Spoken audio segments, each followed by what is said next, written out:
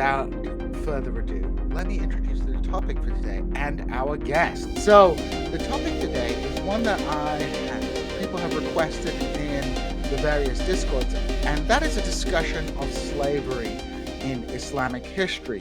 We often use this term slavery uh, quite loosely, but slavery, of course, although on one hand being defined by a kind of very simple premise that is like the legal ownership of one person by another, historically has been expressed in multiple different ways and with different social and cultural and political meanings in society. And so when we talk about slavery in the Islamic world, uh, this is a phenomena that, although there are certainly parallels with the chattel slavery that we know in the Atlantic world, uh, there are also very substantial differences.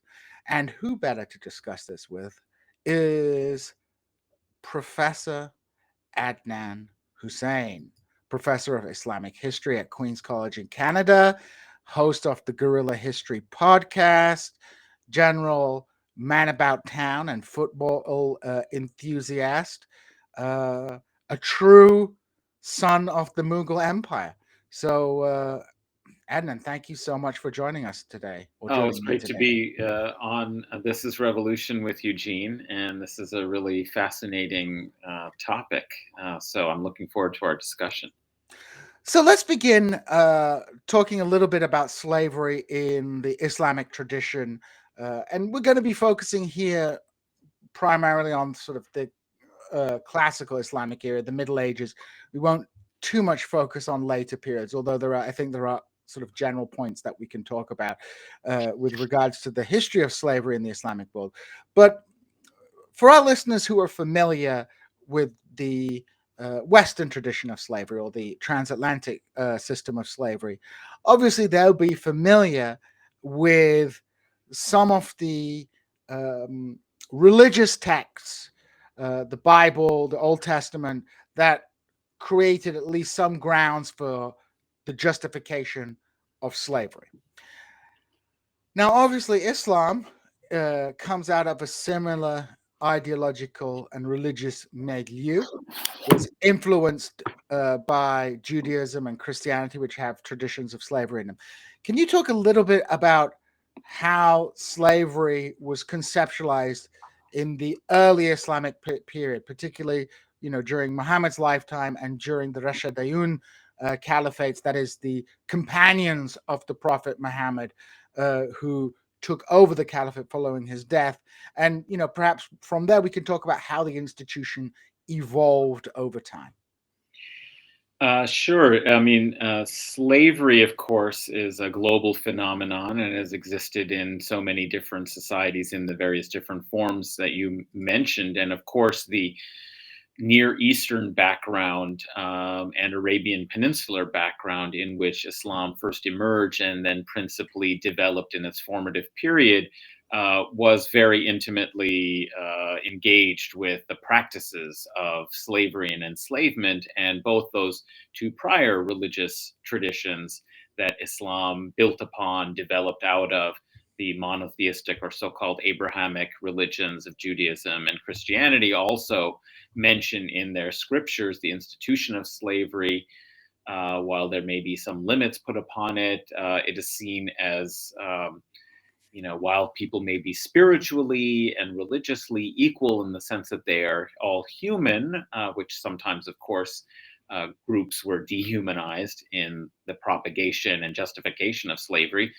Nonetheless, there was in these scriptural understandings and accommodation with the realities of the existing world that had slavery, and these traditions didn't necessarily go so radically in their critiques of human social organization to declare, slavery as something unpermitted. It's something that is part of the world in which they're from. And so that's certainly the case in the immediate backdrop to the career of Muhammad in the Arabian Peninsula and Arab tribal society, where there were people who were enslaved. They lost their freedom. They could be owned, by others. Um, and the Quran, of course, does discuss the question or the problem of slaves. It doesn't. The word in Arabic is abd. For somebody who is a slave, it also means someone who worships, right? And so there's a lot of religious vocabulary that defines this in a spiritual term to understand the relationship between the individual human worshiper and God, that they are the Abdullah, for example, a very common Hmm. name that is the slave or servant or worshiper. And it could mean all of those things in resonant form of God. And so there is some discussion also of it as a social phenomenon, however, not just in this kind of spiritual analogy.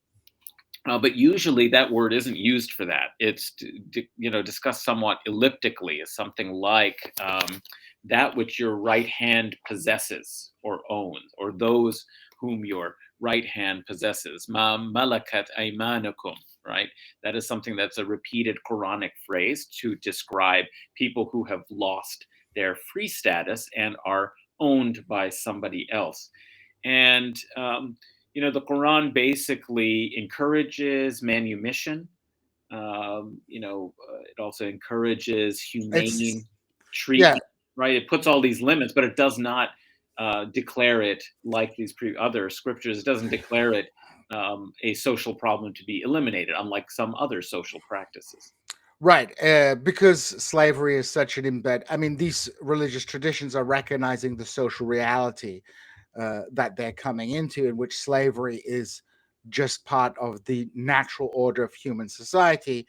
And so a lot of what we see in the Quran, for example, which people today perhaps view negatively, was in certain respects attempts to codify practices that existed. So slavery in the Quran, you can find a justification for it, obviously, but also the, these sets of regulations in the Quran, in its an attempt to kind of systematize good practice with your slave, just as something like the Al-Anfal Surah, which is all Mhm. about plunder and things. It's like, oh my word, this is a whole religious thing about plunder, but it's actually talking about, like, you can't just do what you like with your plunder.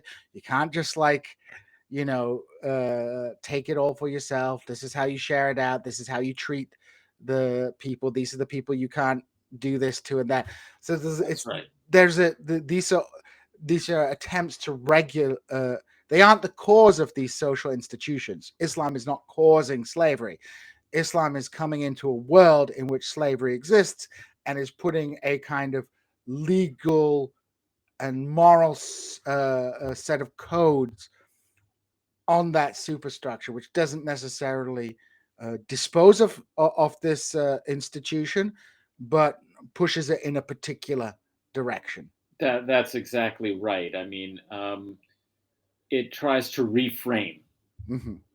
the previous institution or set of practices of slavery and enslavement in a new way, try and regularize it, as you're saying, codify it, but also encourage some components of it to try and bring, like every sphere of social life is to be brought into some kind of ethical framework that is a different ethics than we would accept in liberal order in the modern world, but is one that is in some ways progressive given some of the practices and abuses of the time. So it's a kind of reformation of this institution of slavery. So what I would say, the two really big differences with practices of ancient Near Eastern and Mediterranean slavery. So people should be, of course, very familiar with Rome and Roman slavery, galley slaves, plantation slaves, and so on in like the Roman Empire, or you know,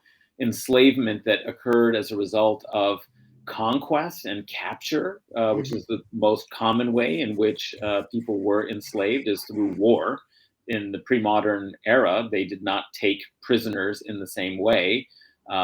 Later on, there are systems for ransoming and redeeming of captives, but typically in late antiquity, if you were a conquered person, you were captured in battle or in raids, you lost your freedom. And Just read the Bible. I that's mean, right.